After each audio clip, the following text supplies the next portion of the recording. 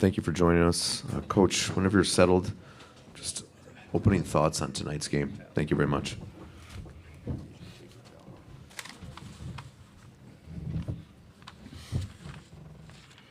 Just some thoughts on tonight, Coach. Well, it was. I thought it was. I thought it was a good basketball game if you're a fan. I thought we tried really hard, and the zone kind of gave us a chance there in the second half, but we got off to terrible starts to start the game and to start the second half, and then I don't know what it was. We finished the game on up 3 with 3.5, something like that, and 3 out of 4 possessions we turned it over. So, we did a lot of the damage ourselves, but their length bothered us all night long. We had open passes and couldn't pass over them, and they got steals or deflections off of plays that could potentially be layups for us. But we did fight hard, and of course AJ had probably his best game of the season. I thought he was terrific, and Zeke was great throughout. So disappointing, but certainly I thought we gave a great effort. Thank you, Coach. If we could hear a question for student athletes, do you have anything out there for them? Anything for AJ or Zeke? Right here in the back. Thank you. Ben Hook, University Daily Kansan. AJ, how does a performance like this and a couple of these performances you've had late in the year affect your confidence moving forward and your college career or going to the pros? I don't know. I'm really just, thinking about the loss.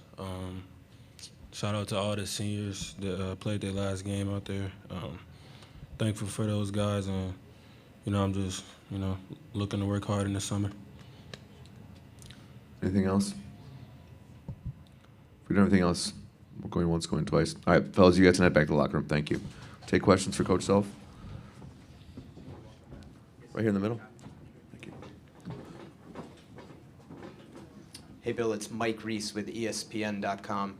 I was curious, is there any update on KJ's status, and just how significant was that not have him down the stretch there? You know what? I'd have to go back and look at it, but he's got an Achilles injury, and we're hopeful for the best tomorrow. I'm not sure it's going to be great news though. But he got the rebound. He came out on it, and I think we had numbers, and then he went down. But and I don't know exactly how much time was left, but he and Juan, more so than anybody because they've been here the longest with me. But that's 10 years of spending most of every day with him.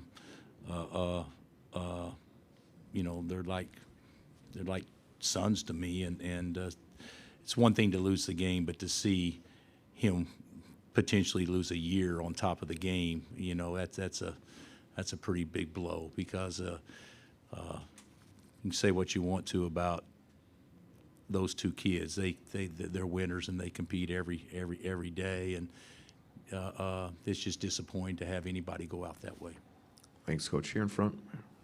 Marvin Chambers, 4.0 Sports Media.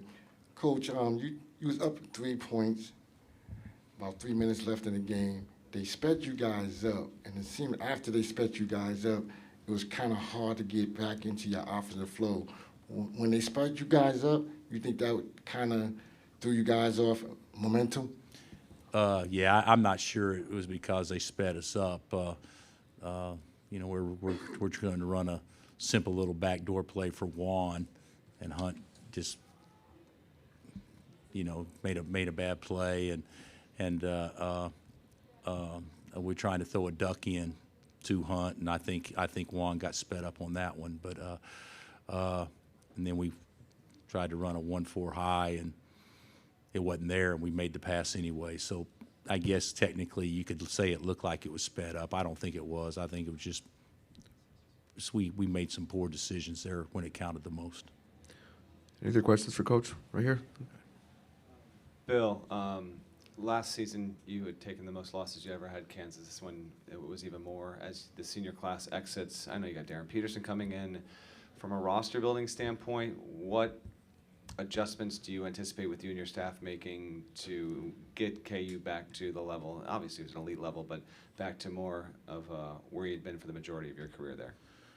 Yeah, that's a fair question. I think it's a fair question that in some ways is unrealistic question, though. If I'm not mistaken, no matter what you do in life, there's going to be some ups and downs. And we just hadn't had very many downs, to be honest with you.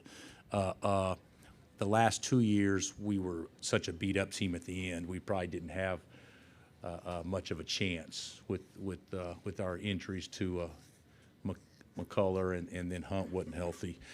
This year, we don't have that excuse. This year, our roster was good enough to be competitive, but it probably wasn't the roster it needed to be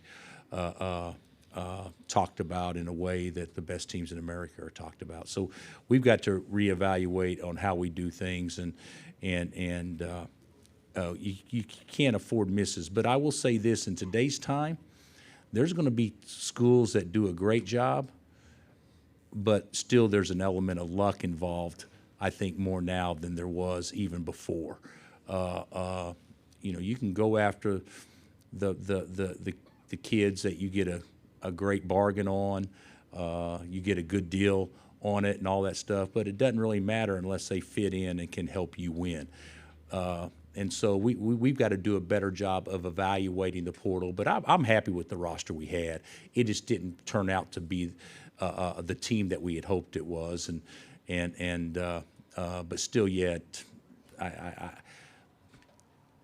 going into last year, I would have taken that roster every day, and then I don't think we really, with Marco tearing his patellar tendon and Shaq not being available to us, I just don't think we ever had our best team to really make a push at it.